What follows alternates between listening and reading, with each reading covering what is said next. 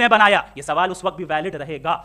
लेकिन ये सवाल अगर हम जनाब जावेद अख्तर साहब से करें तो चूंकि इनका वर्ल्ड व्यू एथिस्टिक है, और सिर्फ इनका नहीं, मतलब जितने भी एथिस्ट हैं और एथिस्टिक वर्ल्ड व्यू को रखने वाले से अगर आप ये सवाल करें कि ये यूनिवर्स कहां से आया, तो इनका जवाब या तो आर्ग्यूमेंट फ्रॉम इग्नोरेंस होगा या डॉगमेटिक होगा। या तो ये कहेंगे कि मुझे नहीं पता कि ये कहां से आया, लिहाजा गॉड डज नॉट एग्जिस्ट, ये आर्ग्यूमेंट फ्रॉम इग्नोरेंस है। या ये कहेंगे कि ये यूनिवर्स खुद ब खुद बन गया, इसका मतलब ये है कि उस बॉल को भी खुद ब खुद बन जाना चाहिए। लेकिन बॉल के ताल्लुक से ये एक्सप्लेनेशन एक्सेप्ट नहीं की जाएगी कि ये खुद ब खुद बन गई, लेकिन यूनिवर्स के ताल्लुक से कर दिया जाएगा। इसे हम दूसरे अल्फाज में डॉगमा भी कह सकते हैं।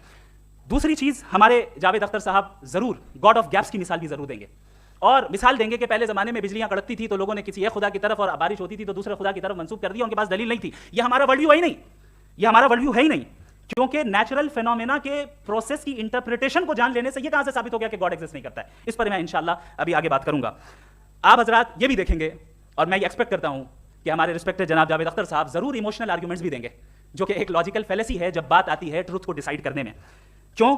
मिसाल के तौर पर वो कहेंगे कि अगर गॉड है तो ईविल क्यों एग्जिस्ट करता है, जबकि मैं कहता हूं ईविल का एग्जिस्ट करना गॉड के एग्जिस्ट करने की दलील है, उसके खिलाफ नहीं है। क्योंकि अगर गॉड है तो हम सब उसके सामने अकाउंटेबल हैं, और अगर हम अकाउंटेबल हैं तो अकाउंटेबिलिटी के लिए ईविल का मौजूद होना जरूरी है, उसके बगैर हम अकाउंटेबल नहीं हो सकते। और अगर हम अकाउंटेबल नहीं हैं तो हम जनाब जावेद अख्तर साहब से पूछेंगे कि आप बताएं कि फिर सफरिंग इस दुनिया में क्यों है?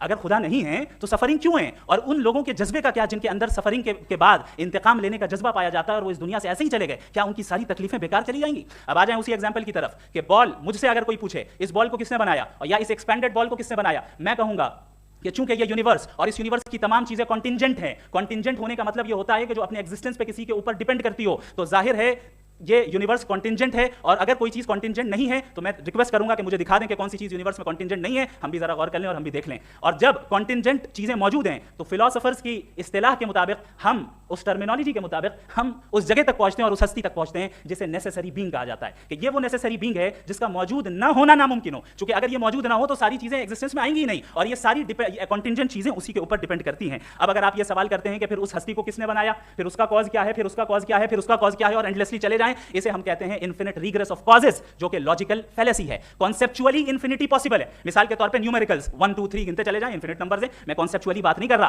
प्रैक्टिकली रियलिटी में साबित करके दिखाएं कि infinite regress of causes possible है या नहीं। अगर पॉसिबल है तो हम मान लेंगे, मिसाल दे दें, और पॉसिबल नहीं है तो एक ही ऑप्शन बचता है जिसे हम कहते हैं नेसेसरी बीइंग। ऐसी नेसेसरी बीइंग जो इंडिपेंडेंट है, क्योंकि अगर वो डिपेंडेंट हुई तो वो नेसेसरी नहीं रहेगी। ऐसी इंडिपेंडेंट बीइंग जो इटर्नल है, अगर वो इटर्नल नहीं होगी, उसकी बिगिनिंग होगी तो वो खुद कॉन्टिंजेंट है। ऐसी बीइंग जो पावरफुल है, क्योंकि कॉन्टिंजेंट को एक्चुअलाइज करने के लिए पावर चाहिए। ऐसी बीइंग जो इंटेलिजेंट है और नॉलेजेबल है, क्योंकि ये यूनिवर्स स्पेसिफिक फॉर्म और स्पेसिफिक लॉज ऑफ नेचर के तहत प्रिसाइजली चल रहा है। थैंक यू मुफ्ती साहब। मैं इन दलीलों